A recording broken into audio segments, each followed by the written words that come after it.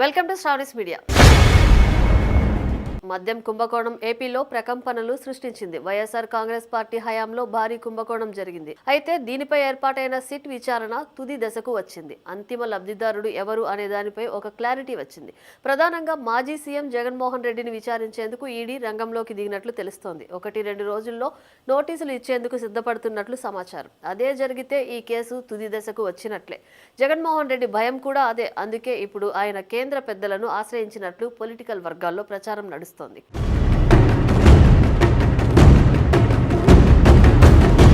వైఎస్ఆర్ కాంగ్రెస్ హయాంలో దాదాపు 3,800 కోట్ల రూపాయల మద్యం కుంభకోణం జరిగినట్లు ఆరోపణలు ఉన్నాయి.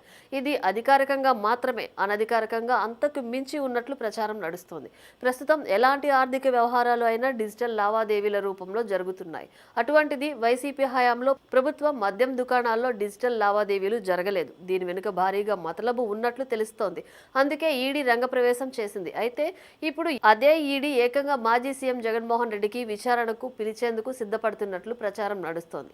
అదే జరిగితే జగన్మోహన్ రెడ్డికి చిక్కులు తప్పేలా లేవు.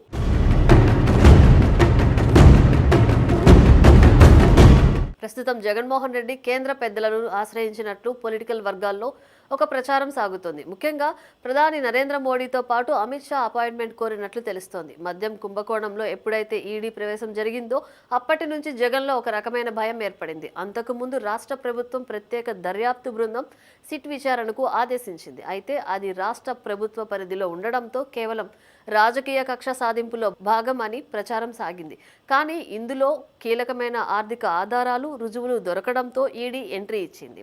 అప్పటి నుంచి జగన్మోహన్ రెడ్డిలో భయం ప్రారంభమైనట్లు తెలుస్తోంది. అందుకే కేంద్ర పెద్దలను ఆశ్రయించినట్లు ప్రచారం సాగుతోంది. మరి అందులో ఎంత వాస్తవం ఉందో చూడాలి.